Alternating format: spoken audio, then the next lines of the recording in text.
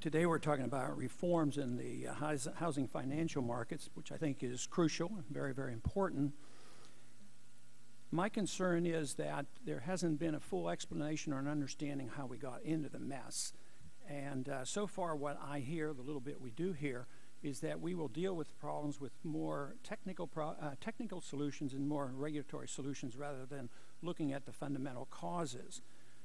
To me, the fundamental causes are well understood by the Austrian free market economists because they predicted early on exactly what was going to happen, and it did.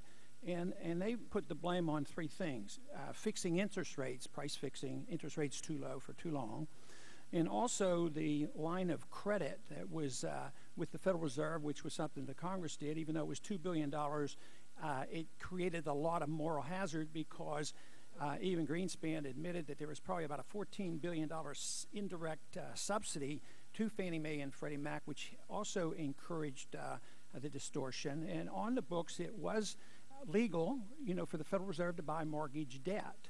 And of course, there were no restrictions at all because it's done in secret about exactly how much credit will be created. And because of my concerns and understanding of what was happening in July of 2002, I was convinced that we were working on a financial bubble, and I introduced legislation that would have removed the line of credit from the Treasury, as well as prohibited the Fed from buying mortgage debt, which most people would object to. No, we need them for the emergency, but that's what caused all the moral hazard. And I think it also existed for the benefit of us selling debt overseas. This encouraged foreigners to buy it, knowing the Treasury stands behind this and the Federal Reserve stands behind this, and the whole cycle continues. But when I introduced that legislation back in 2002, I said by transferring the risk of widespread mortgage default, the government increases the likelihood of a painful crash in the housing market.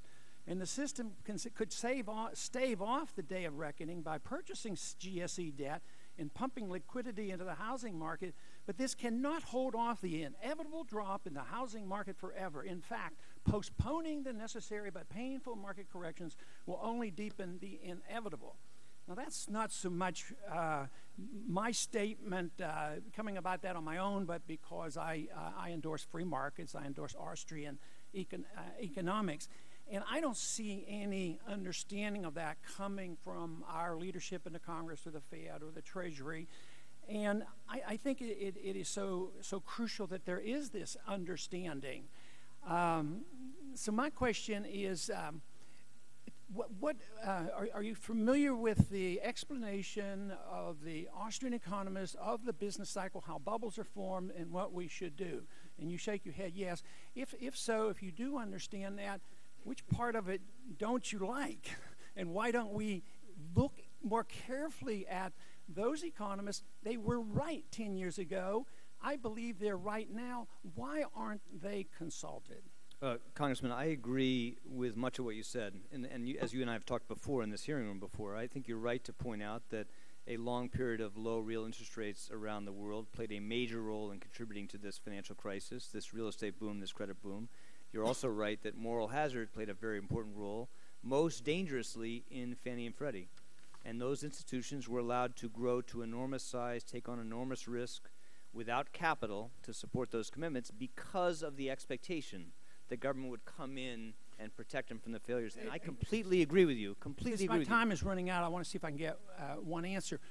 My bill that was suggested years ago, would that be a proper thing to do now to make sure that that line of credit and this inevitable purchase of this kind of debt from the Fed, we should restrict that or remove it? Would you agree that that was a good suggestion? I'd have to go back and look at your bill. But as I said in my statement, I think when you think about what system should replace our current system, a critical part of that is to make sure you don't have institutions with private shareholders taking advantage of a subsidy from the government that leaves the taxpayer exposed to the risk of substantial losses. So I agree, at a centerpiece of future reform will be dealing with the moral hazard in the current framework. But doesn't the monetary system breed into the system the moral hazard? The Fed is designed to be the lender of last resort. No, I don't think that I mean, that's what it says. They're to be there to pick up the pieces. The GSEs were different, as you said, because there was a credit line, and because this expectation built over time that the government would be there. That had nothing to do with the Fed.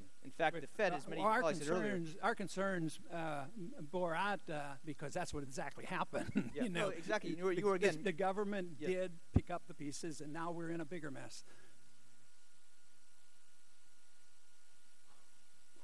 Gentleman from Illinois, Mr. Menzel.